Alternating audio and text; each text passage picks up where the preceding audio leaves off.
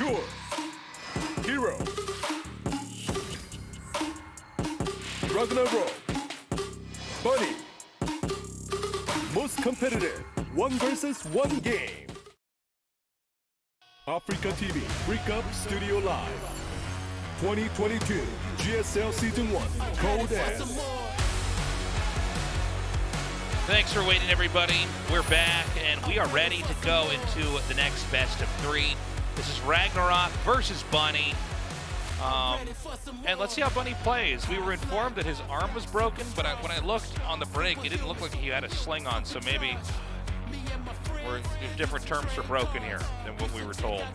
But arm injury regardless. Let's see how he can perform. He's going up against RagnaroK. I definitely think it's fair to say Bunny is favored here. Yeah, as long as he's actually in the physical form, I would really favor him against RagnaroK. I think Bunny is pretty clearly like a top 2 to top 3 Terran in Korea right now. RagnaroK, like, he had some really good games like a couple years ago, and like looked like he was rising to the top. But then he kind of went back down to his regular level for the most part. He occasionally still puts out a good game, but I think some of the nerfs hurt him, like some of the queen walk stuff that he has always liked is not going to work out so well. Doesn't affect this matchup as much. Guess we'll see how he does. Definitely in a good mood down there. So again, Bunny has sustained an injury, just fell over, nothing related to actually gaming. But yeah, let's see how Bunny can perform here. I mean, I think, you know, raw ability, I think Bunny just scores higher. He's also had a great last 2 years. I think really bringing the best iterations of himself in most of the GSLs that we've casted. But again, you never know how an injury can impact somebody. I think if you guys watch a lot of GSL, the player we've had the most experience with casting while being injured is probably Beyond. But I think sometimes his mentality plays a role in that as well. But yeah, let's see what Bunny can do. His arms don't look broken to me, Tasteless. No, I think he's wiggling them around. Injured. Right arm definitely the injured one, though. Guys, we're ready to get into this. Glittering Ashes. Map 1, RagnaroK versus Bunny. 2022 GSL Season 1.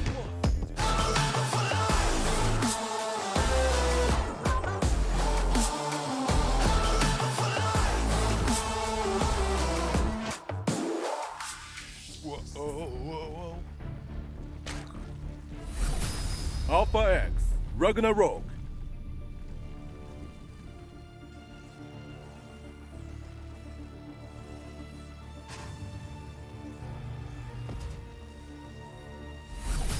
Team MB, Bunny.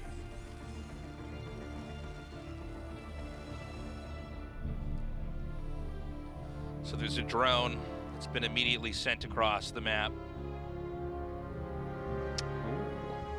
And it looks like there's going to be a hatchery here. Yeah, and Bunny's going to find that like as quick as you possibly ever could. Literally ever. Yeah, and it looks like Bunny was actually planning here to go for a command center first, so that's like kind of funny. A lot of SCVs being pulled down to attack, and when you experience proxies like this that are this close to you, if you find them right when they start, you can just send workers to attack it, because you can know the exact number to basically kill the building by the time it's finished before anything of use can be made out of it. And so this is pretty bad right now for RagnaroK, and it's awkward. I mean, this SCV number, this is definitely the right amount. So, you know, behind this, yeah, that health is going down. You know, it's either he cancels, and it looks like this would be killed before it would even finish. Dude, these SCVs think they're musketeers. Like, they jab it with their drills, then pull them back. He's like, ha-ha! If they just kept their drills on there, their DPS would double. Yeah. Bunch of idiots. They should do it like they mine. And so, it's going to be a double expo behind this, but and just taking the gas as well. Another thorn in the paw here of Bunny. I mean, that can't have been good for RagnaroK. No, that has to be terrible, man. I guess. You don't like see the SUVs come and attack the hatchery and you fist pump. Like, yes, it's working. Well, you know, they're not always going to scout it that quickly, right? So I think that's probably You know, maybe statistically he gets a hatchery up most of the time. I imagine he has a cool strategy set up if the hatchery gets scouted, even when it's like a third or half of the way complete, where you don't have enough time to actually react. And the creep's there, and the larva's there, and the queen's coming, and you have lings reinforcing, and you know, all of that jazz. Yeah. So, I mean, I like this mid-game that we're nearing for Bunny quite a bit. It seems very safe. I mean, when you have your opponent try something like that and you just shut it down, you are ahead. And yes, I know SCVs weren't mining. That's fine. A hatchery at home wasn't making either. Yeah. So, I mean, certainly. Yeah, slower larva and slower expansion and all that. It just, tempo-wise, it throws you off. Uh-oh. Just going to push that Reaper back. It's good defense here so far from RagnaroK.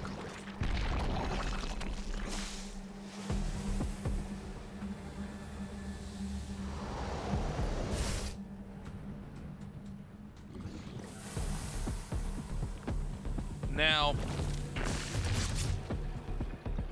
it looks like Bunny is basically just doing a very normal development. He's had some Hellions made that are going to come out here and poke.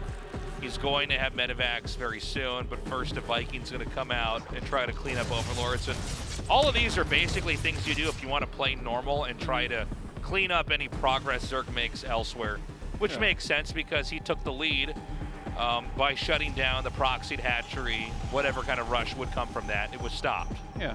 So one thing to mention is that there is not a third command center as of yet. It is a little bit more common to get the third command before you kind of do all this other stuff going on, right? Like after Reactor Hellions start or something like that. And an armory starts. Okay, so now we actually see what he's going for here. It looks like it's going to be a Hellbat push, most likely. Interesting. That's fine, though. I mean, that's one way to, basically shut the game down. I mentioned earlier it was going to be very standard, but you're right, with the armory coming here, and especially with the Hellions being made, that telegraphs a Hellbat push. And we're going to see how ready RagnaroK is for that. But if RagnaroK can actually swat away this attack, he has enough queens. I'm not actually worried for him. I feel like then this could end up getting pretty bad here for Bunny. Now, we talked about Bunny had some type of injury in his arm, and maybe ending the game quickly is kind of the idea when you're in pain. But, this is certainly a way, if again it's stopped, that the Zerg can then jump right back into the lead. Well, that is a lot of Hellbats. Drops out some Marines here as well. Has that landed Viking. Up comes the Spore. A good move to try to put some damage out onto that medevac, but it does get picked off immediately here.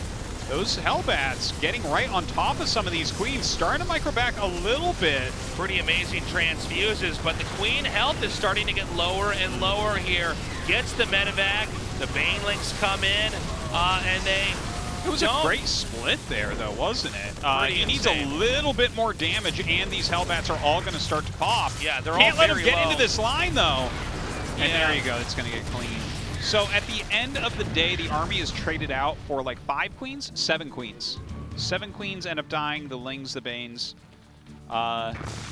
Did you like that a lot? Or no. No, I didn't either. I don't think it's very good. I don't think it was... He technically got more value, but like we were talking about before, his third command center, like he skips that to get this attack going. Yeah. Whereas RagnaroK, it's like, okay, well, I mean, he can reproduce any queens he wants, and his drones were untouched, and he's just going to stay ahead economically. Yeah, I don't think that's the way that you should play if you're given the opportunity to just be ahead in the game. In some ways, like if you thwart a cheese like we saw Bunny do to RagnaroK, I think that a lot of the proper mid game from you isn't even supposed to be that exciting.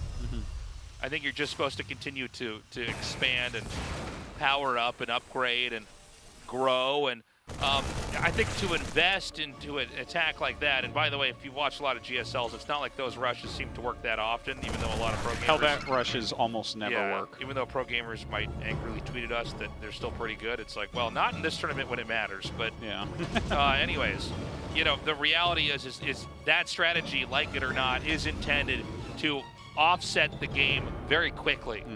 And I don't think Bunny needed to do that, but I think Bunny was in good shape anyways. Yeah.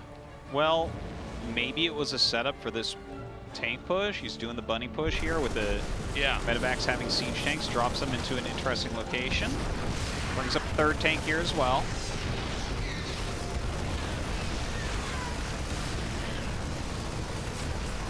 Baneling speed is not done. I mean, this is going to be kind of difficult. I feel like he does kind of need Baneling speed, but here we go. He goes in, surrounds as best he can. Oh, man, this is so much damage. Wow. And I think this may be the point of no return here. That was a smash without the Baneling speed as well.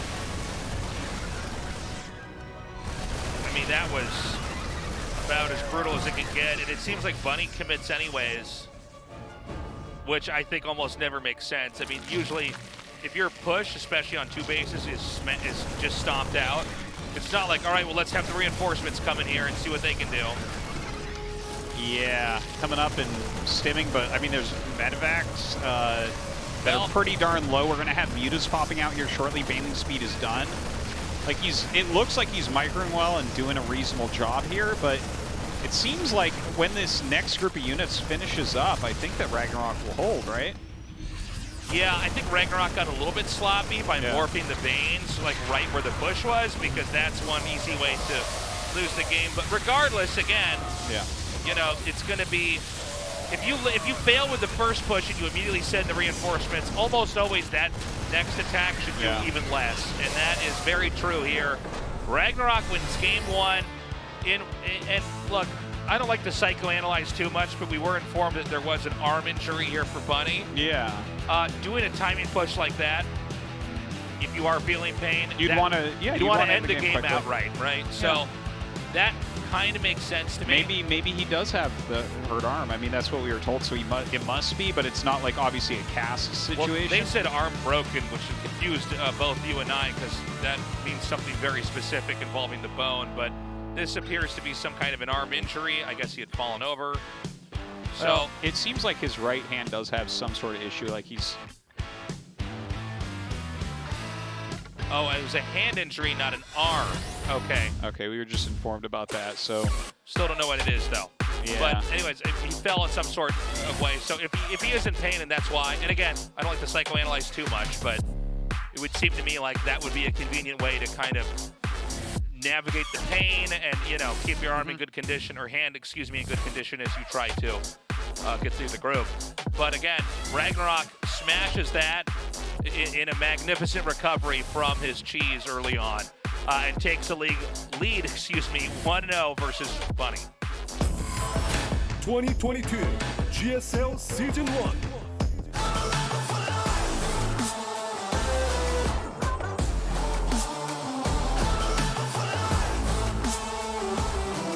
He's doing it again. He's doing it it's again. The Groundhog's Day cast. We got to cast this perfectly. Well, that'll never happen. Can't make everyone happy, Tasteless. We gotta do this perfectly and make that Midwestern lady fall in love with us. This is the Groundhog's Day. By the way, we were just informed that apparently he did have a cast, and it came off yesterday, and he's still in pain. So, what did the lady do in Groundhog's Day? She was a reporter, Bill Murray, right? Bill Murray was the reporter, yeah, right? They both were, though, I believe. Was she as well? If I'm recalling correctly, yeah. Maybe you're right. Okay. Yeah, they worked together, right? I actually can't. Maybe she was the producer and he was the reporter. I think yeah, that's something like what it was. that. Yeah, and he yeah, was I believe the she was the reporter. cameraman. Or the broadcaster on camera. He was, yeah, he was the on-camera. It's like, I don't know what my job is. I'm like, I'm a cameraman because I'm a man on camera. It's like, no, dude. You're a trash man because you're trash. All right, I can go. Yeah, great. So this is a command center first against a proxy hatchery. Obviously, that looks like it's probably going to be bad for Bunny. Bunny did check his natural, by the way, before he went down. Like, he checked it real early. So, Roach Warren coming up. I think that Bunny is just going to die here. Yeah. This is probably, well, maybe the same thing that he wanted to do in the last game, but this time better hidden. Although it's possible there's a different rush he wanted to have if it's over the natural. Well, maybe he knows that Bunny really likes command center first, because it's the second time Bunny went for it. RagnaroK is going to be super happy if he can just come in here and, you know, end this game almost before it starts even.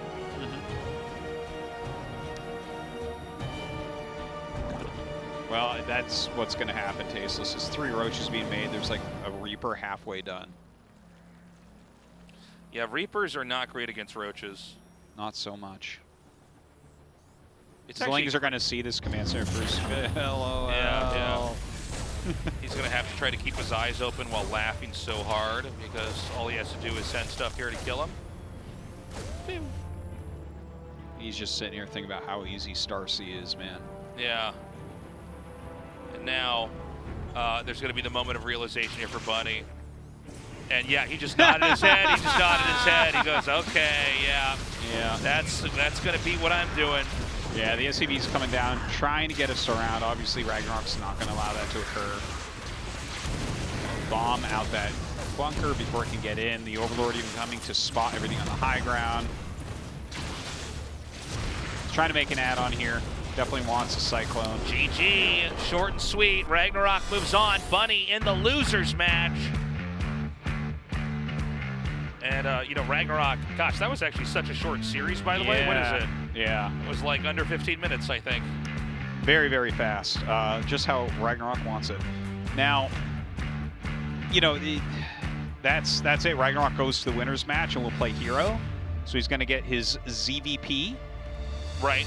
Which probably is not what he would be expecting, right? Like, you generally think that Kira is going to do a bit better because he's been so strong lately. Yeah, but Hero, you know, he left on a high note, and he's returned on a high note here, so yeah, he clearly hasn't lost his mojo in that sense. And yeah, that's it, guys. That was an extremely short match. We'll see what happens in the winners match with RagnaroK versus Hero after this short little break.